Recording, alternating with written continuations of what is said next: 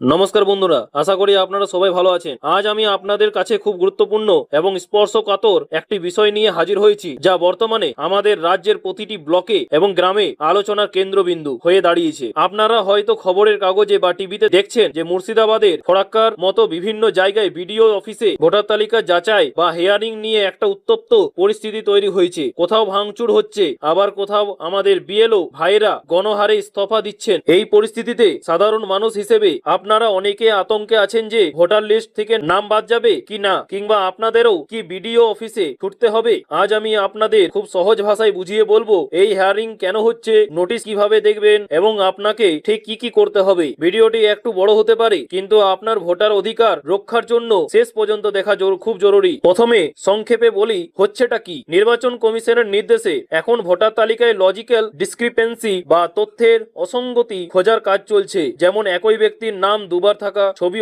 অস্পষ্ট হওয়া বা তথ্যে ভুল থাকা। এই সংশোধনের জন্যই অনেককে হেয়ারিং বা শুনানির জন্য ডাকা হচ্ছে। গতকাল ফরাক্কা বিডিও অফিসে এই হেয়ারিং চলাকালীন কিছু অপ্রীতিকর ঘটনা ঘটেছে, যা আনন্দবাজার বা বর্তমানের মতো বড় সংবাদপত্রে প্রকাশিত হয়েছে। এছাড়া অনেক জায়গায় বিএলওরা কাজের চাপে ইস্তফা দিচ্ছেন। কিন্তু মনে রাখবেন, মাঠ পর্যায়ে যাই ঘটুক না কেন, নির্বাচন কমিশন যদি আপনার নামে কোনো নোটিশ ইস্যু করে, তবে ভোটার হিসেবে আপনার দায়িত্ব হলো সেই শুনানিতে হাজির হওয়া। হাজির না হলে আপনার নাম কাটা যাওয়ার বা ভোটার কার্ড নিষ্ক্রিয় হওয়ার ঝুঁকি থেকে যায়। এখন অনেকের মনে প্রশ্ন যে আমি বুঝবো কি করে যে আমাকে ডাকা হয়েছে কিনা। আগে বিএলওরা বাড়ি বাড়ি গিয়ে নোটিশ দিয়ে আসতেন, কিন্তু এখনকার যা পরিস্থিতি, অনেক সময় নোটিশ পৌঁছাতে দেরি হতে পারে বা আপনি হয়তো বাড়িতে ছিলেন না। তাই সবচেয়ে নিরাপদ উপায় হলো নিজেদের হাতের মোবাইল ফোনটি ব্যবহার করে অনলাইনে চেক করে নেওয়া আপনার নামে কি কোনো সরকারি সমন বা নোটিশ ইস্যু হয়েছে। যদি হয়ে থাকে তবে ঘাবড়ানোর কিছু নেই। নির্দিষ্ট দিনে সঠিক নথিপত্র নিয়ে গেলেই সব মিটে যাবে। চলুন এবার আমরা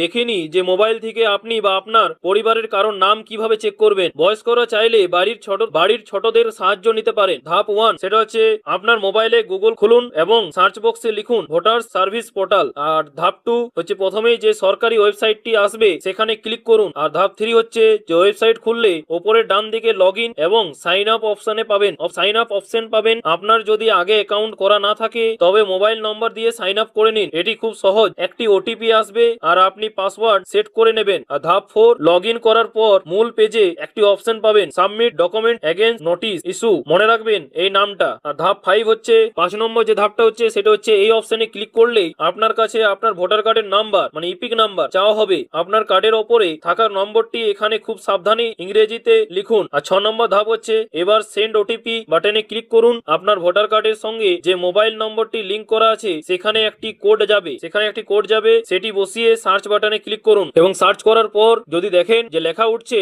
no notice has been generated as on date, তবে আপনি নিশ্চিন্ত থাকুন। এর মানে হলো যে আপনার ভোটার কার্ডে এই মুহূর্তে কোনো বড় সমস্যা নেই এবং আপনাকে হিয়ারিং এ যাওয়ার দরকার নেই। কিন্তু যদি সেখানে কোনো নোটিশ দেখায় তবে সেটি ডাউনলোড করে নিন। সেখানে লেখা থাকবে কবে, কোথায় এবং কোন সময়ে আপনাকে হাজিরা দিতে হবে। নোটিশ পেলে একদম ভয় পাবেন না। আপনার বিএলও সঙ্গে কথা বলুন এবং আপনার আধার কার্ড, অরিজিনাল ভোটার কার্ড ও একটি ফটোকপি নিয়ে নির্দিষ্ট দিনে বিডিও অফিস বা নির্ধারিত কেন্দ্রে পৌঁছে যান। সবশেষে একটা কথাই বলবো যে ভোটার কার্ড আমাদের নাগরিকত্বের প্রধান পরিচয়। তাই আশেপাশে কি গন্ডগোল হচ্ছে তাতে কান না দিয়ে নিজের নথিপত্র ঠিক আছে কিনা তা অনলাইনে একবার যাচাই করে নিন। এই ভিডিওটি আপনার পরিচিত বয়স্ক মানুষ বা আত্মীয় স্বজনদের পাঠিয়ে দিন, যাতে তারাও চিন্তামুক্ত হতে পারেন। তথ্যটি ভালো লাগলে আমাদের ইউটিউব চ্যানেলে সাবস্ক্রাইব করে রাখুন। পরবর্তীতে কিছু আপডেট এলে অবশ্যই জানিয়ে দেওয়া হবে। তাছাড়া আপনাদের কোনো প্রশ্ন থাকলে নিচে কমেন্ট বক্সে অবশ্যই জানাবেন। সুস্থ থাকুন, সচেতন থাকুন। ধন্যবাদ।